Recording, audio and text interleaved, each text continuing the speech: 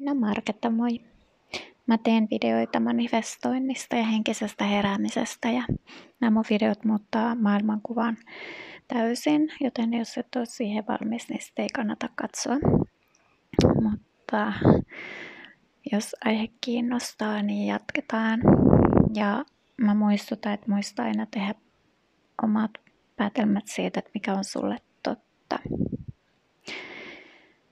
Joo, mulla on tässä mikrofoni, mä puhun aika hiljaa nyt, mutta mä halusin tehdä tämän videon silti. Mutta mä oon tehnyt videon siitä, että elämä on niinku uni.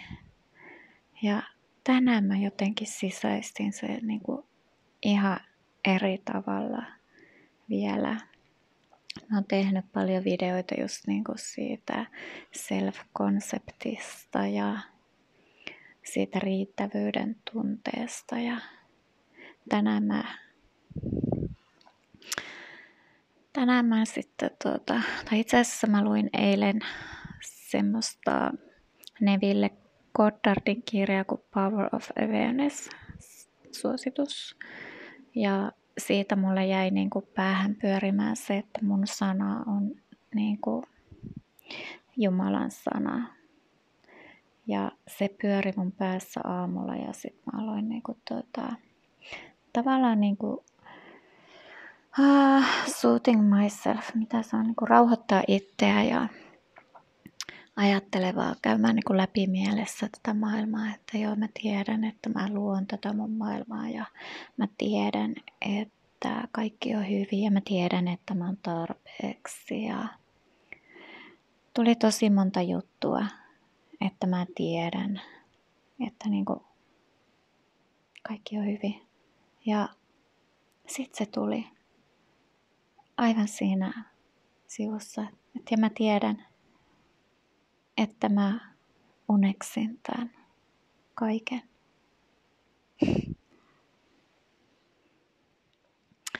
Ja sen mä halusin nyt tänään jakaa, että me tosiaan ollaan oikeasti niin kuin se tietoisuus. Se on se, mitä me oikeasti ollaan. Ja sitten meillä on nämä avatar-hahmot täällä, nämä kehot, mutta me silti niin kuin identifioidutaan näihin hahmoihin.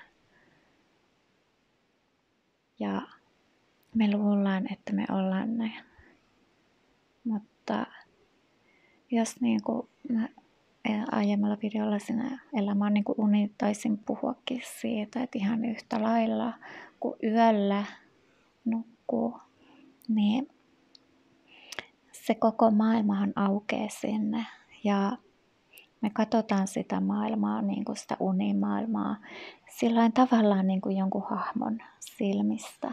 Me ollaan niin kuin henkilö siinä unessa ja sitten siellä on kaikkia muita ja kaikkea asioita ja tavaroita ja muuta. Mutta sitten kun me herätään, niin me huomataan, että me oltiin se koko uni tai se tapahtui meissä meidän tietoisuudessa. Eli se koko uni oli sitä tietoisuutta. Mutta tänään se jotenkin tuli, että joo, että kun tämä maailma, 3D-maailma on myös samalla tavalla uni, niin kuin se uni yöllä, niin en mä ole tää hahmo. Mä oon se, joka uneksii sen mun maailman kokonaan, kaiken siinä. Eli se tapahtuu kaikki mun tietoisuudessa, ihan niin kuin se yöllinen uni. Ja sä teet samalla tavalla.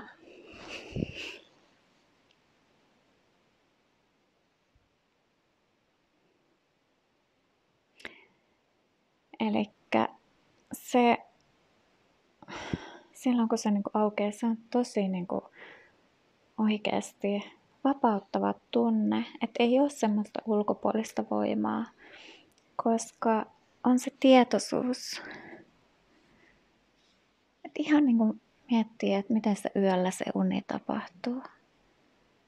Niin sä vaan nukut ja sit se maailma aukeaa siellä. Ja jos tämä maailma on myöskin, tämä 3D-maailma toimii samalla tavalla, niin sä oot tosiaan sun elämän luoja tai Jumala tai se tietoisuus, joka luo kaiken. Kaikki heijastaa mun maailmassa, mun unessa mua ja sun unessa sua. Ja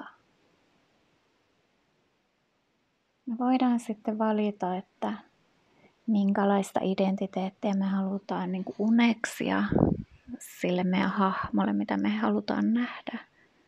Mutta me ei koskaan olla mikään niistä hahmoista tai niistä versioista. Me ollaan aina vaan se uneksia siellä taustalla.